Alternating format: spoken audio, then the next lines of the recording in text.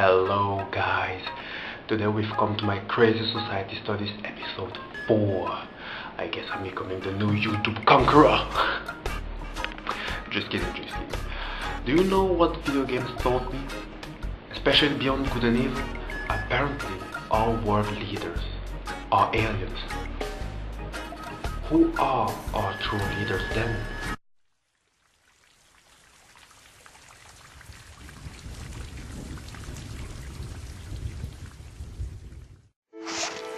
To make my point in this video, I'll use the planet Helios of the Beyond Good and Evil game as my example. And what I've learned about the planet is that Helios is a small and peaceful mining planet in System 4 that is mainly covered in water. System 4, by the way, is a planetary system that contains the planet pretty much the same way as how the Earth is contained by the solar system. But today we're talking Helios, so let's forget the Earth for now. Due to these geographical circumstances, such as having too much water, there are a limited number of inhabited islands, which are probably leftovers from volcano eruptions or earthquakes that might have occurred in the past. Oh, almost forgot. The planet Helios has a moon named Selene.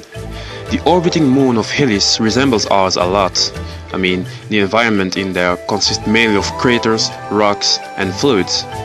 The only major difference is that the planet is filled with oxygen. No nitrogen or hydrogen has been found though, but with oxygen, I'd say that it's enough to start a new life over there. Try to imagine new societies, but on the moon. I mean, it might give rise to new cultures, new solutions, or new ideas. But by learning my history books, I have learned that wherever man set foot, it also gave rise to new conflicts and new problems. Mankind. I'm wondering how you guys feel about life on the moon. But anyway, let's go inside the planet, shall we? The government decided to construct several wind turbines throughout the islands in order to keep Helios running.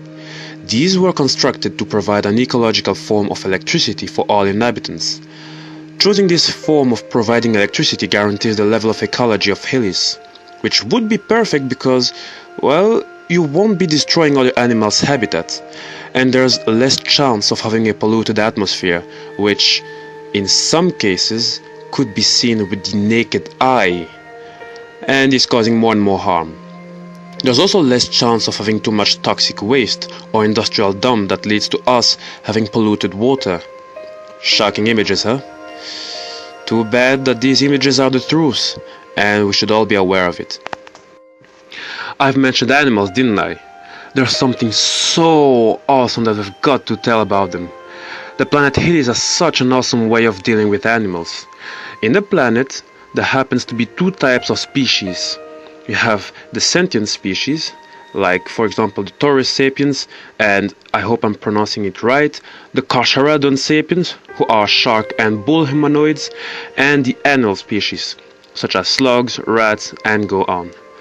The distinction between the two is that the sentient represents the humanoids. Understand? You actually have animals that take more or less the physical form of humans and are participating as normal, regular civilians in society. God, they interact with humans. Imagine you having a huge load on your heart, whether you feel bad or good and you feel like sharing it. Here on Earth, you won't really have the chance of having an adult conversation with a cat, I guess, but in Helios, it's something totally different. Those species that we here on Earth see as animals might as well become your best friend. If they already occupy jobs as salesmen or bartenders, how far could they blend into society? That's the big question. And what new problems would they have to face because of their individual traits, huh? Before going to the point of this video, there's something awesome that is totally worth mentioning. In the game, there's an object of great value that the main character keeps on a person throughout the whole event. The object is called SAC, or just SAC, if you speak French. The SAC stands for Synthetical Atomic Compressor. It's pretty much a backpack-like object that carries other items, but it works much different and much cooler than a regular backpack. Its most common use is to digitalize objects and compress their structure, and that way you'll be able to carry them around without hindrance or even without extra weight, which means no more back problems. You could use it to transport tires if you need it, groceries, or my favorite, muffins. What would you digitalize, I wonder? Now, it won't take too long because I don't want to spoil too much and it's always better to be brief. The plot of the game revolves around two institutions. You have the Alpha Section and the Iris Network. Some citizens grew suspicious when the Alpha Section arrived on Helios. Because of unspecified circumstances, the Hellion government didn't sign any form of protest and left everything for the Alpha Sections. And because of all their propaganda, they grew in popularity, resulting with the Alpha Section growing bigger and bigger. Also, it's important to understand that the Alpha Section exists of interplanetary mercenaries.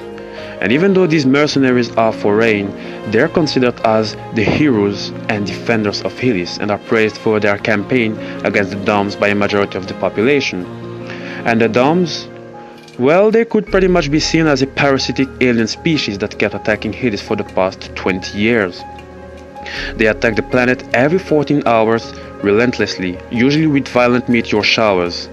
And when the Doms attacked Helios for the first time, that's when the Alpha Section took charge, even though their tactics proved ineffective at defending the land. Their motives were rather vague, and because they had the majority of the people behind them, they took over the government and drove them into exile, leaving the Hellion armies and the governor's power diminished and unregarded. The thing is, the reason for the war was never specified to the Hellions. They assumed that the Doms were after the planet's resources.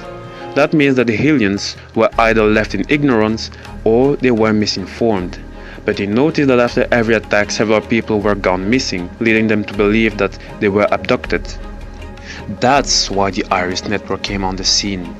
The network is pretty much known as an underground rebel organization that broadcasts uncensored information regarding the war and the betrayal of key military, governmental and corporate entities through their newspaper Iris. They are portrayed as a terrorist group because of their belief of a supposed conspiracy between the Doms and the Alpha Section. Because even the governor grew suspicious, she vowed her support for the Iris Network, but only if they could convince her with substantial proof. Alright, so we've come to the end of the video. I don't want to spoil things, but I have to spoil it. The Alpha Section turned out to be Dom's creatures, which means that the enemy was within the population at first. So I know it's a bit far-fetched by telling that our world leaders are aliens, but the point of this video, it's funny how the media makes us believe things and yet it turns out to be something entirely different. So that's a bit the reason why I really enjoy the game and why I'd like you to play it. And if you played it, give me your entire thought, because it's something I really want to talk about. And just for information, it's a game that was made by Michel Ancel, and I was curious because I wondered where did he get the inspiration from, and apparently the inspiration he had came from our world events. I mean, the aftermath of the September 11 attack. He was inspired by watching at the government and everything, so it was very, very, very great. The game is awesome, so I really recommend it playing, and I'd like to hear your entire thoughts about what I told today. And make sure to subscribe because you'll have similar subjects and it'll be very, very fun. Take care.